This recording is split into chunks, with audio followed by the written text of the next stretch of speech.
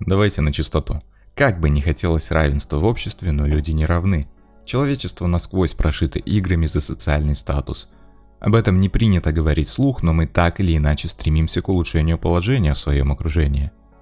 И сейчас мы разберемся, что же такое социальный статус и зачем он нужен, как его заработать и как его поддержать. С вами Андрей, вы на волнах Psycast. Итак, что же такое социальный статус и зачем он нужен? Социальный статус – это оценка вас людьми из вашего окружения, с которыми вы непосредственно взаимодействуете. Семья, работа, друзья. Чем выше ваш статус, тем больше вы получаете бонусов в виде ресурсов и способов повлиять на окружающее пространство. К вам прислушиваются, вас уважают, подражают вам. Но завистники и конкуренты тоже найдутся. Чтобы понять, зачем нужен социальный статус, откатимся в прошлое, когда в моде были трусы из шкуры льва и дубина. Чтобы сшить трусы, льва надо как-то поймать. Это дело непростое. Жрать нечего, еще этот долбанный ледниковый период, ресурсов мало, опасностей много. И их как-то надо распределить. И наши мозги как раз заточились решать данные проблемы. Перед племенем стала задача разделить кусочек хобота слона. Это все, что от него осталось, и в ближайшее время обед не предвидится, да и доставку еды придумают не скоро. Племя сидит и думает, кому и сколько достанется. Расклад силы такой: вождь племени, второстепенные парни, женщины, которые разрабатывают план по внедрению феминизма в общество и лишний раз не отсвечивают, чтобы не получить дубиной по голове, мелюзга и старики. И между всеми ними есть связи и отношения. Вот как, кому и сколько отпилить мясо? Правильного ответа здесь нет, но в описании под видео вы встретите ход рассуждений. Поставьте на паузу, прочитайте, а потом продолжим. Я веду к тому, что социальный статус появился как регуляционный механизм в ответ на ограниченность ресурсов и возможностей. Кого социум удостоил высокого статуса главы племени, тот управляет распределением ресурсов, тот и на вершине социальной лестницы. Дальше статус распределяется в соответствии с убывающей пользой членов общины. Если индивид совсем бесполезен, то и в игру за статус ему поучаствовать уже не светит. Теперь вернемся в наши дни. Социум усложнился и разросся, уровень жизни вырос. Ресурсов вроде хватает всем, а границы статуса потихоньку размываются. Так как же определить, кто статусный, а кто нет? Как и во все времена, в дело вступают атрибуты статуса. Мы по-прежнему обращаем внимание на внешние атрибуты. Раньше считалось, у кого дубина больше, кто сильнее, кто искусный охотник, тот и круче. Сегодня это более утонченные вещи. Машины, бренды, гаджеты и еще куча мелочей, о которых мы даже не задумываемся.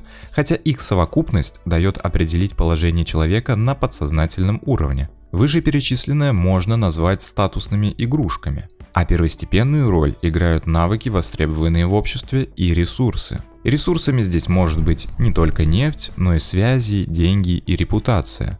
А вот физическая сила сдала позиции, хотя и не исчезла окончательно. Так как же стать таким статусным человеком? Вроде бы ответ сам напрашивается: иди в мир, и у тебя полно шансов. Только поверь в себя, приложи усилия, и все получится. Но все не так просто. Прямого и быстрого пути так, чтобы получить желаемого и удержать этот статус на протяжении всей жизни, не существует. Не вы одни к нему стремитесь. Вокруг много таких же игроков. Для начала надо проверить, какой статус уже имеется. Он бывает трех видов. Прирожденный, полученный нами с рождения. Это могут быть пол, расы, возможные титулы, как у английских лордов, и прочее наследие. На него мы вряд ли сильно можем повлиять. Если вы подумали, что можно поменять пол, то да, соглашусь, но давайте мыслить критически. Такая перемена скорее понизит статус. Приобретенный статус. Вот тут интереснее. Это то, на что мы можем повлиять. Наше образование, связи, должности. Это будет наша главная цель при повышении статуса. И предписанный статус в семье, наш возраст, звание на службе. С течением жизни предписанный статус меняется и может быть как прирожденным, так и приобретенным. Еще есть 3 стратегии игры за статус. Стратегия доминирования. Кто сильнее, тот и круче. Это про власть, силу и влияние. Добродетель. Социум наделяет статусом тех, у кого высокие моральные качества, кто самоотвержен за все хорошее против всего плохого. Не надо путать с тем, кто не умеет отказывать. Тут немного про другое. И навыки. Та самая приносимая пользу обществу. В современном обществе это выражается в профессиональной деятельности. И в каждые времена были разные уважаемые профессии. Например, сегодня из каждого утюга звучит реклама о статусности профессии в IT. И много людей туда ломанулось. На основе этих описаний и знания того, что не мы сами приписываем себе статус, а социум вокруг, вытекает 7 принципов. Первый – это искренность и сотрудничество. Грубая сила и доминирование уже не в моде. Но вот честное сотрудничество всегда в цене. Да, признайтесь честно, вы преследуете свои интересы, но готовы искать компромиссы, чтобы никого не ущемить. Дарите ощущение значимости, особенно людям с заслуженно высоким статусом. Они очень много работали и превознемогали трудности, чтобы его заслужить. И это надо уважать.